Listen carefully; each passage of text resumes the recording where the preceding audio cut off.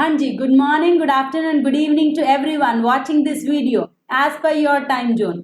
तो भाई 10th class हम हमारे सिलेबस में कंट्रोल एंड कोऑर्डिनेशन चैप्टर चल रहा है हमारा बायो की सीरीज का, जिसमें 2 लेक्चर्स हम कर चुके हैं और आज के और अगले आने वाले लेक्चर में ये चैप्टर भी हमारा फिनिश हो जाएगा। जो बच्चा अभी इस वीडियो को देख रहे हो, चैनल पर नया है, चैनल को सब्सक्राइब कर ले। और मैं बता दूं, इस चैनल पर 9th एंड 10th की complete science with NCERT questions, with MCQ, with assertion reason, everything जो भी प्रीवियस ईयर के 10th के एग्जाम्स एवरीथिंग कराया जा रहा है। बहुत अच्छे से प्लेलिस्ट बनी हुई है हर चीज की।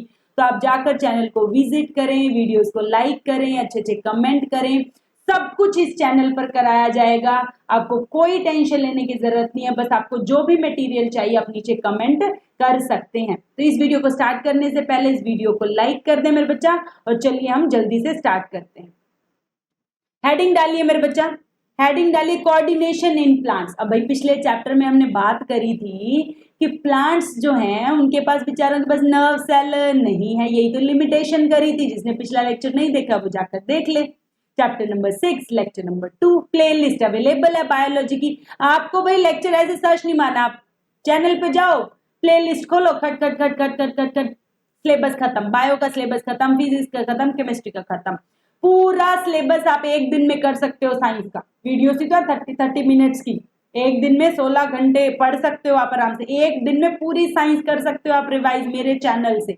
30 मिनट्स के 4 लेक्चर में एक चैप्टर, 4 या 5 लेक्चर में एक चैप्टर खत्म हो जाता है। मतलब 2 घंटे में एक चैप्टर खत्म है, ठीक है। और 2 घंटे की वीडियो को तुम तो 2x पे देखोगे तो 1 घंटे में कर दोगे। 13 चैप्टर 13 घंटे, 3 घंटे रिवीजन खत्म।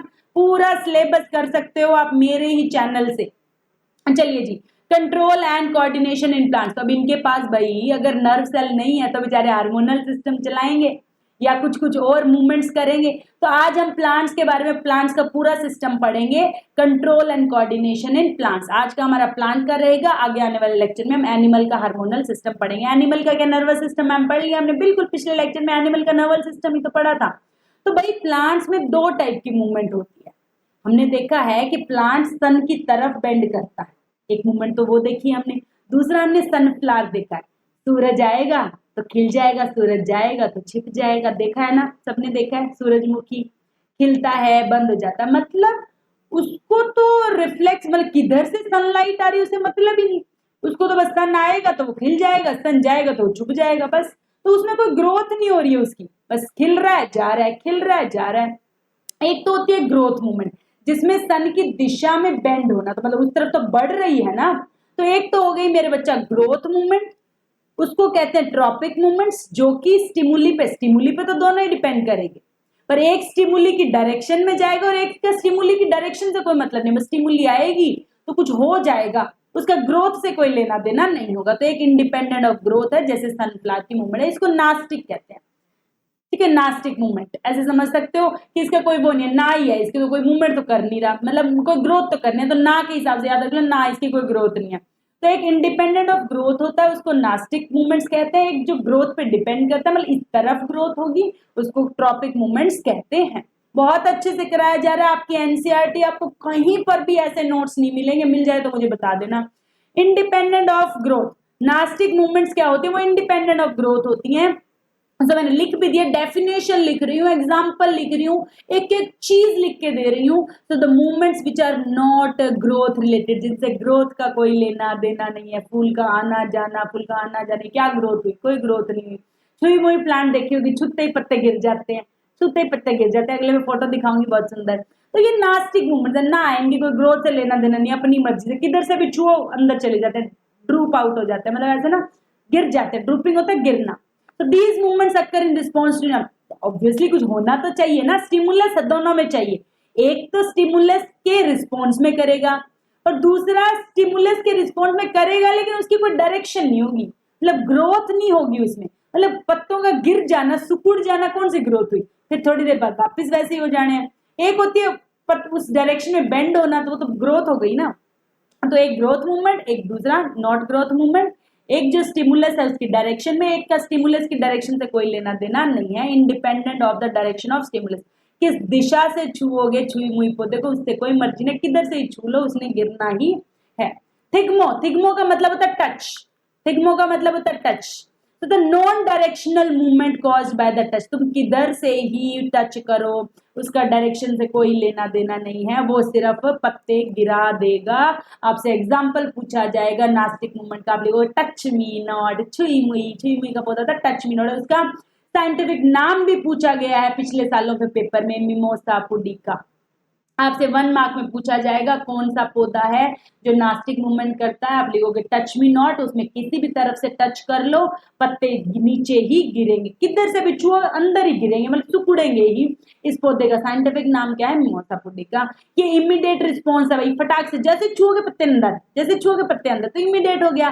Plants use electrical chemical means to convey the information, कैसे, इसमें भी कोई मीन तो जैसे तुमने तवे पे हाथ रखा, गर्म चीज पे हाथ रखा, एकदम से स्पाइनल कोड ने हटवा दिया था, तो वैसे ही जैसे तुमने टच करा और वो पत्ते गिर गए तो कोई तो इंफॉर्मेशन पहुंची होगी, कुछ तो हुआ होगा। तो प्लांट्स में जो जैसे हमारे मसल्स बदलते थे, मसल्स में प्रोटीन अपनी शेप बदलते थे, सिकुड़ते थे, यहाँ पर कोई प्रोटीन नहीं होता है, प्लांट सेल में कोई प्रोटीन नहीं है, प्लांट सेल में वाटर की इन आउट होती है। ये बात, ये वेरी इंपॉर्टेंट बात, इंपॉर्टेंट जिसको मैं इंपॉर्टेंट लिख दूं, मतलब 2025 का तुम्हारा सवाल होने वाला है बोर्ड का।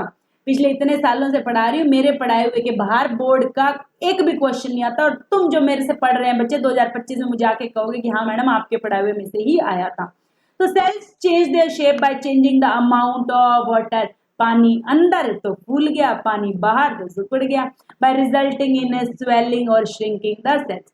पानी के अमाउंट से वो स्वेल हो जाते हैं, पानी अंदर तो फूल गया और पानी बाहर तो सिकुड़ गया। तो पानी के अमाउंट से वो अपनी शेप को बदलते हैं, मोटा या सिकुड़ना या वो करते हैं। तो आपसे पूछा जाएगा कैसे कंट्रोल करते हैं प्लांट्स, तो आपको अमाउंट ऑफ वाटर से, या तो वो फूल जाते हैं या वो श्रिंक हो जाते हैं। जैसे ये देखो पेटल्स थी मेरा बच्चा, पहले नॉर्मल थी, बिफोर टच सारी सेम थी, अब आफ्टर टच मैंने देखो इसको थोड़ा सा इधर जूम करके दिखाया, जैसे ही मैंने करा बाकी तो देखो पत्ते सीधे पड़े हैं, ये अंदर गिर गए। ऐसे बिफोर टच के बाद छुई मुई पौधे के पत्ते जो होते हैं बहुत सेंसिटिव होते हैं, छूते ही क्या है अंदर गिर जाते हैं। ऐसा क्यों होता है, क्योंकि उसमें पानी की मूवमेंट बाहर हो गई तो वो वापिस हो गए अंदर आ जाएगी, तो ये उसमें उस हिसाब से होता है। फोटोनास्टी क्या होता है, मैंने बताया था सनफ्लावर सन के रिस्पॉन्स में, तो लाइट आएगी तो खिल जाएगा, लाइट जाएगी तो फेड हो जाएगा। ये अभी अगले फोटो में दिखाते। थर्मोनास्टी हीट पे डिपेंड करता है, ट्यूलिप का जो पौधा होता है वो हीट पे डिपेंड करता है, गर्मियों में तो वो खिला रहता है, सर्दियों में सिकुड़ जाता है। मैम दिखा दो एक बार, मैम ये सब बातें दिखा दो एक बार, देखो जी छुई मुई का पौधा सन में तो ऐसे और उसमें रात में अंधेरे में ऐसे हो गया। कितने सुंदर नयन से तुम्हारी मैडम कितनी मेहनत करती है, डायग्रामेटिकली तुम्हें हर चीज समझाई जा रही है। उसके बाद ट्यूलिप का पौधा देखो, गर्मियों में तो ऐसे देखो खिला खिला रहता है और सर्दियों में ऐसे अंदर सिकुड़ जाता है, बर्फ आती है तो अंदर बिल्कुल ऐसे दब जाता है। आप कहोगे मैम ये कलर अलग अलग कैसे हैं, भाई ट्यूलिप प्लांट के अलग अलग कलर होते हैं, व्हाइट के, पिंक के, अलग अलग फ्लावर के कलर होते हैं। तो मेरे को पिंक की फोटो मिली तो मैंने पिंक वाली बना दी। इधर एक का मतलब है खिला हुआ होना होट में, और एक का मतलब कोल्ड बर्फ दिखा भी दी, यहाँ पे वो अंदर ऐसे मुड़ा हुआ है। यहाँ पे मैंने दिन दिखा दिया, यहाँ मैंने रात दिखा दी है। तो समझ गए नास्टी मूवमेंट जिनका ग्रोथ से कोई लेना देना नहीं, वो बस टुकड़ेंगे या आएंगे। छुई मुई हो गया, सनफ्लावर हो गया, ट्यूलिप हो गया, आपको एमसीक्यू में एग्जाम्पल पूछे जाएंगे। उसके बाद अगला चलते हैं भाई, ट्रॉपिक मूवमेंट्स इंपॉर्टेंट है। ट्रॉपिक मूवमेंट जो ग्रोथ से रिलेटेड होते हैं, जिस तरफ स्टिमुलस होगा ये उसी तरफ जाएगा। अब तक हमने पढ़ा ना, अब तक किधर से भी छू रहे थे गिर वो अंदर ही रहे थे, किधर से ही छुओ गिरेंगे अंदर ही, ठीक है। सन किधर से ही आए खिलेगा, सन किधर से भी जाए वो तो सिकुड़ेगा ही सिकुड़ेगा, उसको कोई मतलब नहीं है स्टिमुलस कहाँ से आ रहा है। तो स्टिमुलस की डायरेक्शन पे पिछला नास्टिक मूवमेंट डिपेंड नहीं करता था, जबकि ट्रॉपिक मूवमेंट जो है वो डिपेंड करता है। तो इन दोनों में डिफरेंस भी यही हो गया, एक ग्रोथ मूवमेंट है, एक नॉट ग्रोथ मूवमेंट है। एक स्टिमुलस पे डिपेंड करता है, स्टिमुलस की डायरेक्शन पे डिपेंड करता है, किस तरफ से आ रहा है डिपेंड करता है, दूसरा डिपेंड नहीं करता है। इसके एग्जांपल्स दे देना, इसके एग्जांपल्स दे देना, कौन समझाएगा ऐसे इतने अच्छे से, पूजा विष्णु मैडम ही समझा सकते हैं। चलिए जी, these movements occur in response to the environment stimulus, जिस डायरेक्शन से स्टिमुलस आ रहा है उसी डायरेक्शन में काम बनता है। जैसे कि हम देख लेते हैं भाई, ग्रोथ जिस मूवमेंट में होएगी उसको पॉजिटिव कहते हैं, पॉजिटिव ट्रोपिज्म। जिस मानो इधर से आ रहा है स्टिमुलस और हम इधर जा रहे हैं, तो इसको तो नेगेटिव ही कहेंगे ना, उल्टा चलना ही तो कहेंगे। तो जिस तरफ से स्टिमुलस आ रहा है, अगर काम उस तरफ हो रहा है तो पॉजिटिव काम हो रहा है, नहीं तो नेगेटिव हो रहा है। ये बात तो मैडम हमें पता ही है। चलिए जी, ट्रोपिज्म के 5 टाइप्स हैं तुम्हारे। पहला लाइट से हो तो फोटो, पता ही है लाइट का मतलब तो फोटो होता है, उसको फोटोट्रोपिज्म कह देंगे। जो ग्रेविटी से हो उसको जियो, जी से ग्रेविटी, जी से जियो। तीसरा टच, अभी अभी बता के हैं, टच को थिग्मो कहते हैं। दूसरा वाटर, वाटर को सबको पता है हाइड्रो कहते हैं। और केमिकल्स को सबको पता है कैमो कहते हैं। तो 5 टाइप की ट्रोपिज्म आपके सिलेबस में है, कैमोट्रोपिज्म, हाइड्रोट्रोपिज्म, थिग्मोट्रोपिज्म, जियोट्रोपिज्म और फोटोट्रोपिज्म। एक लाइट की, एक ग्रेविटी की, एक टच की, एक वाटर की और एक केमिकल की वजह से होता है। चलिए इन्हीं को अब डिटेल में पढ़ लेते हैं। फोटोट्रोपिज्म क्या होता है मेरे बच्चा? जो कि लाइट के रिस्पॉन्स में रिएक्ट करे, जिसमें जैसे कि स्टेम है, हमारी ये स्टेम है, तने हैं, इधर से देखो सन आई और इसकी डंडी देखो इधर ही मुड़ गई। इधर पहले नॉर्मल था पौधा, इधर से सन आया तो इधर ही मुड़ गई। तो ये क्या है? जिधर सन है उधर ही स्टेम जा रही है, तो इसी को क्या कहते हैं? Positive phototropism. इसका उल्टा रूट को देखो, रूट चालाक है, इधर से सन आ रहा है, इधर टेढ़ी इधर जा रही है, देखो रूट इधर जा रही है, स्टेम इधर जा रही है। तो स्टेम स्टिमुलस की डायरेक्शन में जा रही है तो पॉजिटिव काम कर रही है, रूट उल्टी जा रही है तो उल्टे ही काम कर रही है, मतलब नेगेटिव ट्रोपिज्म है। तो सब कुछ लिखा हुआ है। ये एक नेगेटिव फोटोट्रोपिज्म कौन करता है? रूट करता है। और आपको पेपर में ये डायग्राम और विद ये आ सकता है, आपको कहेंगे with diagram explain the phototropism, आया हुआ है भाई, ये मजाक नहीं है। हाइड्रोट्रोपिज्म, जियोट्रोपिज्म आए हुए हैं पेपर में, तो ये भी आ सकता है। तो कुछ नहीं, आपको ये डायग्राम बना देना, ऐसे एक वैसल बना लेना, उसमें एक पौधा दिखा देना, उसको बेंड कर देना, रूट को इधर बेंड कर देना, रफ डायग्राम बनाना। ऐसा नहीं है कि पेपर में ये पूरा ऐसे बिल्कुल विंडो बना रहे हो, घर बना रहे हो, ऐसे नहीं, यहाँ पे सन दिखा देना बस। एक जनरल डायग्राम, साइंस में डायग्राम्स में आपकी जो बातें और जो दिखाने का तरीका वो सही होना चाहिए, बाकी उसमें कोई वो बात नहीं होती है। अब चलते हैं जियोट्रोपिज्म, फिर से एक पौधा बना लो भाई, फिर से एक पौधा बना लो। अब रूट जड़े हैं, जड़ों को कभी ऊपर जाते हुए देखा है क्या? आसमान में नहीं भाई, जड़ें तो नीचे ही जाती है, सबको पता है, धरती में नीचे जाती है, और धरती नीचे ही तो हमें खींचती है, ग्रेविटी नीचे ही तो लगती है। यानी कि इसमें ये फोटोट्रोपिज्म का उल्टा है। फोटो में सन की तरफ जा रही थी स्टेम, सन से उल्टी जा रही थी रूट्स। इसमें ग्रेविटी की तरफ कौन जा रही है? रूट्स, और ग्रेविटी से उल्टी आसमान में कौन जा रही है? स्टेम। स्टेम तो ऊपर जाती है, सबको पता है। तो स्टेम करती है नेगेटिव जियोट्रोपिज्म। आपसे पूछा जा सकता है नेगेटिव जियोट्रोपिज्म कौन करता है 1 मार्क में एमसीक्यू में, तो स्टेम करती है। पॉजिटिव जियोट्रोपिज्म कौन करता है? तो रूट करती है। तो ये सब आपको पढ़ना है। ग्रेविटी के रिस्पॉन्स में जो करता है उसको वो कहते हैं। यहाँ पे पॉजिटिव जियोट्रोपिज्म कौन कर रहा है? हमारे पास रूट्स कर रही हैं। प्लांट का वो पार्ट जो नेगेटिव ट्रोपिज्म कर रहा है उसको नेगेटिव कौन कर रहा है? मेरा बच्चा स्टेम कर रही है। और पॉजिटिव कौन कर रहा है? रूट कर रहा है। चलिए मैम, आसान है। थिग्मोट्रोपिज्म टच के हिसाब से होगा, जैसे कि हमने देखा ये टेंड्रिल्स है मेरे बच्चा, ये हमारे पास यहाँ पर आगे टच में आ गई, तो जिस डायरेक्शन में टुवर्ड्स द टच गई तो पॉजिटिव, अवे फ्रॉम टच गई तो negative. Movements of tendril around the spot, tendril समझते हैं वैसे गुंडी गुंडी सी बन जाती है, ऐसे घुमावदार घुमावदार घुमावदार घेरा सा बना लेती है, सर्कुलेटिव सर्कल्स बना लेती है, उन्हीं को क्या कहते हैं? टेंड्रिल्स कहते हैं। तो tendrils are the part away from the object grow more rapidly. For example actually होता क्या है, जो ये मानो कोई स्पोर्ट है, स्पोर्ट के दूर वाला जो है वो तेजी से ग्रो होता है और उसके तरफ ऐसे चक्का घुमा लेता है। तो यही बोला the part away, part of the tendril away from the object, उस ऑब्जेक्ट से जो दूर है वो फटाफट ग्रो करता है, लंबा हो गया और उसके ऊपर गिर गया।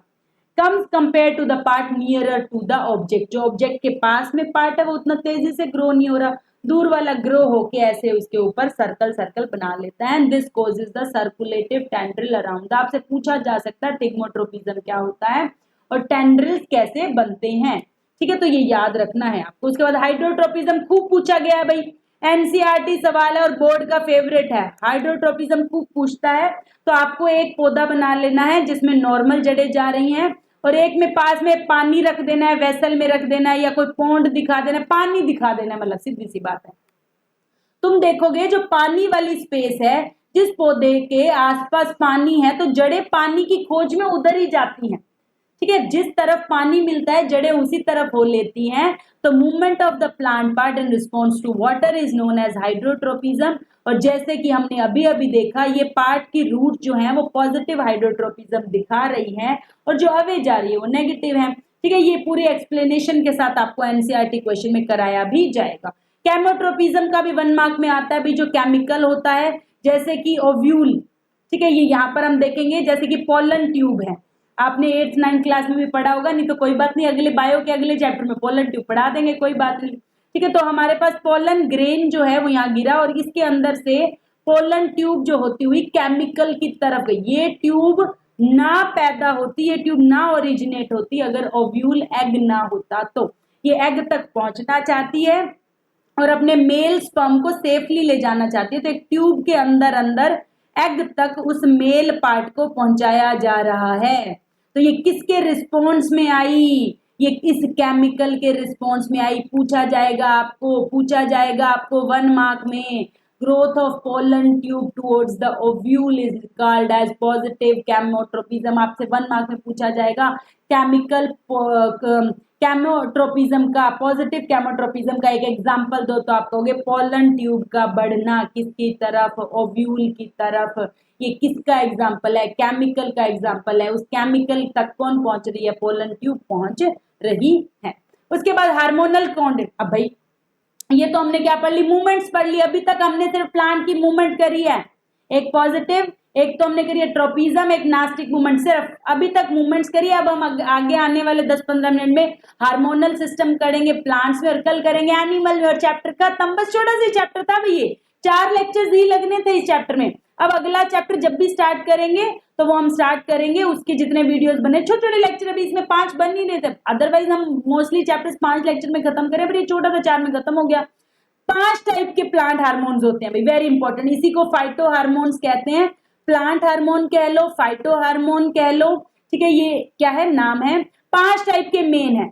अच्छा, उसमें डिवाइड करा हुआ इन 5 को 2 ग्रुप में। एक तो प्रोमोटर होते हैं, ग्रोथ को बढ़ावा देते हैं, एक ग्रोथ इनहिबिटर होते हैं जो ग्रोथ को रोकते हैं। तो आपसे पूछा जाएगा name the hormones which promote the growth और name the hormone which inhibit the growth. एक तो सवाल सीधा सीधा हो गया, एमसीक्यू में भी सीधा सीधा बन जाएगा। तो हमारे 5 टाइप के हार्मोन सुन लो। तुम्हारे सिलेबस में 4 ही हैं भाई, 10th के सिलेबस में 4 ही हैं भाई, +2 में है ये 5वां, तो पर हम करा देते हैं। छोटी सी बात है मैडम, पूजा विष्णु मैडम तो वैसे भी एक्स्ट्रा करा देती है, कहीं मेरे बच्चों का आधा नंबर भी नहीं करना चाहिए 10th में 100 आउट ऑफ 100। एक तो हो गया ऑक्सिन, वेरी इंपॉर्टेंट, ऑक्सिन से सवाल आएगा। दूसरा है जिब्रेलिन, जिब्रेलिन आएगा सवाल भाई, इस टॉपिक से सवाल आएगा। साइटोकाइनिन्स, और तीसरा है एब्साइसिस, इससे तो पक्का ही सवाल आएगा। स्ट्रेस हार्मोन इसी को ही कहते हैं। इथाइलिन भले ही मत करो, इथाइलिन तुम्हारे सिलेबस में है। इथाइलिन छोटी सी बात है, इथाइलिन के गैसियस हार्मोन है जो फलों को पकाता है, बस खत्म। सबसे ज्यादा एब्साइसिस के सवाल आए हैं 2022 में, 23 में, 24 में, हर तीसरे साल इसका सवाल आया, मतलब हर साल ही है, तीसरे साल क्या हर साल ही आया है। चलते हैं, स्टार्ट करते हैं भाई। फाइटो हार्मोन्स क्या होते हैं? केमिकल कंपाउंड जो कि कोऑर्डिनेट सिस्टम को कंट्रोल करते हैं, किसमें? प्लांट्स में, क्योंकि प्लांट में नर्वस सिस्टम तो होता नहीं है। तो पहला चलते हैं भाई, क्या नाम है? ऑक्सिन। ऑक्सिन क्या करते हैं मेरे बच्चा? शूट पे, तने की टिप पे क्या है हमारे हार्मोन्स होते हैं, सिंथेसाइज होते हैं, बनते हैं। कहाँ पे? तने की टिप पे। टिप पे होएगा मतलब वो ग्रोथ कराएगा उसकी। तो यही बोला, it helps the cells to grow longer. तो आपसे पूछे लंबा कौन करता है, तो ऑक्सिन करता है। कैसे करता है ये पढ़ लेते हैं। इन्वॉल्व इन फोटोट्रोपिज्म, और ऑक्सिन जो है फोटोट्रोपिज्म में भी इन्वॉल्व होता है। फोटोट्रोपिज्म क्या होता था मैम? किसी का बेंड होना। तो आपसे पूछा जाएगा 3 मार्क्स में, how auxin is involve in the phototropism, या फिर how auxin plays an important role in bending of the stem towards the sunlight. ये दोनों क्वेश्चन बोर्ड के फेवरेट हैं, 3 मार्क्स में पूछे जाएंगे। तो आप लिखोगे when light comes from one side. मान लीजिए ये आपके पास पौधा था, यहाँ पे सन थी, तो जिस तरफ सन की लाइट पड़ती है, इस तरफ पड़ रही है ना, ये तो इस इधर वाली तो नहीं पड़ रही, एक देखो 2 साइड है ना, एक ये साइड एक ये साइड, सन की साइड इस साइड है, तो इसका ये वाला हिस्सा जो सन के दूसरी तरफ है वो क्या करता है, सारा का सारा ऑक्सिन हार्मोन इस शेडी एरिया की तरफ चला जाता है। और हमें पता है जहां पे ऑक्सिन होगा वही लंबा होगा, तो ये वाला ज्यादा लंबा हो गया, और लंबा हो गया तो ऐसे गिर गया, ऐसे समझना है इस बात को। तो यहाँ पे मैंने लिख भी दिया है, concentration of auxin is to grow the, और वो कहाँ होता है, शेडी एरिया, मतलब छाया वाली तरफ जाता है और फिर उस छाया वाली तरफ को इस साइड को लंबा कर देता है और लंबा करके वो इधर वाली तरफ, जो चीज लंबी होगी वही तो गिरेगी, कोई चीज ऐसे लंबी होगी तो ऐसे ही तो गिरेगी, झुक जाते हैं ना कई लोग जो लंबे होते हैं जब ऐसे झुक के चलते हैं फिर, ठीक है, तो इसका मतलब है जो साइड लंबी हो जाएगी वो ऐसे गिर जाएगी, ठीक है। तो shoot away from the light and thus plants appear to bend towards the light, तो जो तना सन के दूसरी तरफ है वो लंबा होके सन की तरफ वाली साइड गिर जाता है, लंबा होके सन की तरफ वाली साइड गिर जाता है, तो ऑक्सीजन का रोल पूछा जाएगा और आपसे पूरा फोटोट्रोपिज्म और सन की तरफ कैसे बेंड होता है क्वेश्चंस में पूछा जाएगा। दूसरा चलते हैं अभी जिब्रेलिन, सिर्फ एक ही बात याद रखनी है, स्टेम की ग्रोथ में हेल्प करता है, ये ग्रोथ हार्मोन है भाई, पहले तीनों ग्रोथ हार्मोन है ऑक्सिन, जिब्रेलिन, साइटोकाइनिन, इनमें सबसे ज्यादा कौन इंपॉर्टेंट है, ऑक्सिन इंपॉर्टेंट है, 3 मार्क्स का सवाल आएगा ही आएगा। साइटोकाइनिन में सिर्फ एक एमसीक्यू पूछा जाएगा कि सेल डिवीजन को कौन प्रमोट करता है, C for cell division, C for cytokinin, G for growth, G for gibberellin, बस ऐसे याद रख लो, एमसीक्यू में आएगा। It is present in greater concentration in fruits and seeds, obvious सी बात है वहां पे प्रमोट करनी है तो फ्रूट्स और सीड्स में ज्यादा ये होता है हमारे पास। एब्साइसिस इंपॉर्टेंट है भाई, एक नंबर में तो सीधा पूछा जाएगा स्ट्रेस हार्मोन, स्ट्रेस क्यों है, क्योंकि ये मतलब वो कहते हैं ना प्लांट में बेचारे को, प्लांट को बढ़ने से रोकता है, ग्रोथ नहीं होने देता, तो स्ट्रेस ही पैदा करेगा ना, तुम्हें कोई ग्रो ना करने दे, तुम्हारी टांग पीछे खींचे, तुम्हें पढ़ने ना दे, तुम दुखी हो जाओगे ना। तो एब्साइसिस क्या है, इनहिबिट द ग्रोथ, ये दुश्मन है, एब्सेंट है इसमें, अच्छी क्वालिटीज नहीं है इसमें, एब्सेंट है सारी। एब्साइसिस क्या करता है, इनहिबिट, ग्रोथ को नहीं होने देता है, विटलिंग ऑफ लीफ, पत्ते झाड़ देता है, फ्रूट झाड़ देता है, तो हमें दुखी कर रखा है इसने, पेड़ कहेगा दुखी कर रखा है इसने, तो एब्साइसिस क्या है, दुखी करने वाला हार्मोन है, पूछा जाएगा दुखी करने वाला हार्मोन कौन है, एब्साइसिस क्या करता है, पत्ते झाड़ देता है सारे, उसको बेचारे पौधे को हरा भरा नहीं दिखने देता, दुखी कर रखा है पौधे को। Last but not the least ethylene, 10th में वैसे नहीं है, एनसीईआरटी में इसका जिक्र नहीं है, बट मैडम तो एक्स्ट्रा पढ़ा देती है। इथाइलिन आपसे पूछा जा सकता है, गैशियस हार्मोन का नाम लिखो, वो इथाइलिन है, सिर्फ एक ही काम है, रिपनिंग ऑफ फ्रूट्स, मतलब फलों को पकाना। आपसे एमसीक्यू में पूछा जाएगा स्ट्रेस हार्मोन कौन, लिख देना, ग्रोथ करने में कौन करता है, लिख देना, सेल डिवीजन कौन करता है, लिख देना, गैशियस कौन, लिख देना, रिपनिंग ऑफ फ्रूट्स लिख देना। चलिए जी, अब एनसीईआरटी क्वेश्चंस करते हैं और उसके साथ हम आज का लेक्चर खत्म करेंगे। अगले लेक्चर में हार्मोनल सिस्टम इन हमारा एनिमल्स करेंगे, चैप्टर खत्म। प्लांट हार्मोन्स क्या होते हैं भाई, अभी बस ये रिवीजन ही चल रही है, प्लांट हार्मोन तो पढ़ चुके हैं, फाइटो हार्मोन्स होते हैं जो कि ग्रोथ को कंट्रोल करते हैं, नाम लिखवाएंगे भाई, ऑक्सिन, जिब्रेलिन, साइटोकाइनिन, एब्साइसिस, एंथाइलिन, क्या भी अभी करके आए हैं, बिल्कुल मैडम, ऑफिशियली तुम्हारी मैडम ना आंसर लिख के दे देती है, कुछ बच्चे होते हैं ना मैडम लिख के दे देते हैं आंसर, तो लिख के दे देती है। दूसरा है भाई एनसीईआरटी क्वेश्चन का एक एक आंसर लिख के दिया हुआ है, इससे अच्छे नोट्स तुम्हें पूरे यूट्यूब पे कहीं नहीं मिलेंगे। How is the movement of leaves and sensitive plant different from the shoot towards the light, पहली बात तो हमारे जो सेंसिटिव प्लांट, छुई मुई, ये सेंसिटिव प्लांट का मतलब है छुई मुई, जैसे पत्तों को हाथ लगाया गिर गई, तो ये तो क्या थी, नास्टिक मूवमेंट थी, और ये फोटोट्रोपिज्म, शूट का तरफ गिरना, ये क्या है, ट्रॉपिक मूवमेंट है, दोनों बताए हुए हैं। इसमें स्टिमुलस टच है, इसमें लाइट है, सबको पता है। इसमें ये सडन हुआ है, ये आराम से अपने टू साइड्स के हिसाब से, it's not a growth movement, it's a growth movement. तो दोनों में मैंने आपको बताया था नास्टिक मूवमेंट्स और ट्रॉपिक मूवमेंट्स में डिफरेंस आ सकता है, तो मैंने लिख भी दिया है। ये एनसीईआरटी क्वेश्चंस है भाई आपके, और यही बोर्ड में आते हैं डायरेक्ट।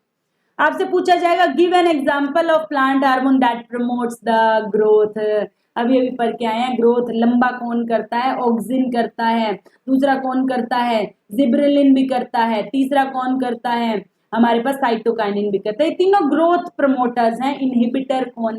इनहिबिटर कौन है, स्ट्रेस वाला है, एब्साइसिस इनहिबिटर है, बाकी सारे ग्रोथ को ही प्रमोट करते हैं, कोई सेल डिवीजन कराता है, कोई रूट्स को बढ़ाता है, कोई कुछ करता है, कोई कुछ करता है। ये देखो ये क्वेश्चन पूछा था ना, how auxins promote the growth of tendril around the sport, tendril लंबी होके ऐसे गांठ बांध लेती है, उसमें भी ऑक्सिन्स रोल प्ले करता है। कैसे, हमने बताया था ऑक्सिन जो है वो छाया की तरफ चला जाता है, या तो छाया की तरफ या जिस तरफ तुमने वो लगाया है उससे दूसरी तरफ, जिधर भी स्टिमुलस होगा, ऐसे याद रखो, जिधर भी स्टिमुलस होगा उसके दूसरी तरफ ऑक्सिन चला जाता है, और जिधर ऑक्सिन होगा वो पार्ट लंबा हो जाएगा और दूसरी तरफ गिर जाएगा। ये सब मैंने तुम्हें वीडियो में कराया हुआ है कि जिधर स्टिमुलस है उसके दूसरी तरफ ऑक्सिन जाएगा, और ऑक्सिन के जाने पे वो वाला हिस्सा लंबा होके ऐसे गिर जाएगा। सन वाला कराया था, बेंड हो जाना। तो इसमें क्या है, वो टेंड्रिल्स जो है वो लंबी होकर फिर गांठ बांध लेती है ऐसे। तो auxin promotes the growth due to more auxin in it, the side of the tendril away from the support, जो सहारे से दूर वाली साइड है वो तेजी से बढ़ेगी और फिर बाद में क्या है, स्पोर्ट के साथ ऐसे ट्विल कर लेगी, बेंड कर लेगी अराउंड द, ऐसे सर्कुलेट कर लेगी उसको। आगे चलते हैं। अभी मैंने बताया था एनसीईआरटी क्वेश्चन, और ये बोर्ड में पूछा गया 2018 में 3 नंबर में, हाइड्रोट्रोपिज्म, और ये पिछले साल 2024 में भी पूछा गया था। हाइड्रोट्रोपिज्म 3 मार्क्स में पूछा जाएगा भाई, ठीक है। और ये शायद पिछले साल आया था, ये मतलब तुम्हारे कोड में नहीं आया था, लेकिन ये किसी ना किसी एक सेट में क्वेश्चन आया था। सेट बनते हैं ना पेपरों के, तो ये भी तुम ध्यान दे लेना, कुछ क्वेश्चन जो मैं बता रही हूँ किसी और सेट के भी हो सकते हैं, तुम्हारे सेट के भी हो सकते हैं। तो प्लांट अ सीडलिंग, 2 ऐसे पौधे लगा लो भाई, एक में कोई पानी नहीं दिखा है, एक में पानी दिखा दो, सीधी सी बात है, जिधर पानी होगा उधर रूट्स चली जाएंगी। ये बात किसको दिखाता है, हाइड्रोट्रोपिज्म को। पानी की तरफ की मूवमेंट को क्या कहते हैं, हाइड्रोट्रोपिज्म कहते हैं। उसके बाद फोटोट्रोपिज्म, ये भी बताया था, ये सब भाई मैं 3 मार्क्स में करा चुकी हूँ। लाइट के रिस्पॉन्स में करना फोटोट्रोपिज्म, जो लाइट की तरफ जाए वो पॉजिटिव, जो लाइट के अवे जाए नेगेटिव। कैसे कराया था, ऑक्सिन करता है, ऑक्सिन छाया में चला जाएगा, स्टिमुलस से दूर चला जाएगा, वो लाइट बैंड हो जाएगी और इधर बैंड हो जाएगी। सब चीजें हम हमारे चैप्टर के दौरान कर चुके हैं मेरे बच्चा। अब तक मैंने 3 लेक्चर्स इस चैप्टर के कंट्रोल कोऑर्डिनेशन के बड़े ही अच्छे से कंप्लीट कर दिए हैं। अगला लेक्चर हमारा लास्ट होने वाला है, जिसमें हमारे पास एनिमल हार्मोन्स हम करेंगे। हमारी बॉडी में, ह्यूमन बॉडी में जितने भी हार्मोन्स हैं उनके बारे में खत्म करेंगे, और ये चैप्टर 4 लेक्चर्स में खत्म हो जाएगा। सभी बच्चों को मैं फिर से बता दूं, प्लेलिस्ट अच्छे से बनी हुई है, एग्जाम्स की प्रिपरेशन अच्छे से कर लो। असर्शन, रीजन, एमसीक्यू जो भी आपको चाहिए, आप चाहते हो मैं एग्जाम की प्रैक्टिस के लिए प्रीवियस ईयर करवा दो, मैम एमसीक्यू करवा दो, असर्शन रीजन करवा दो, केस स्टडी करवा दो, जो भी आपको चाहिए इस चैनल पर आप अच्छे से कमेंट करो, चैनल को सब्सक्राइब करो, वीडियोस को शेयर करो। इसी के साथ keep learning, keep growing. Thank you so much.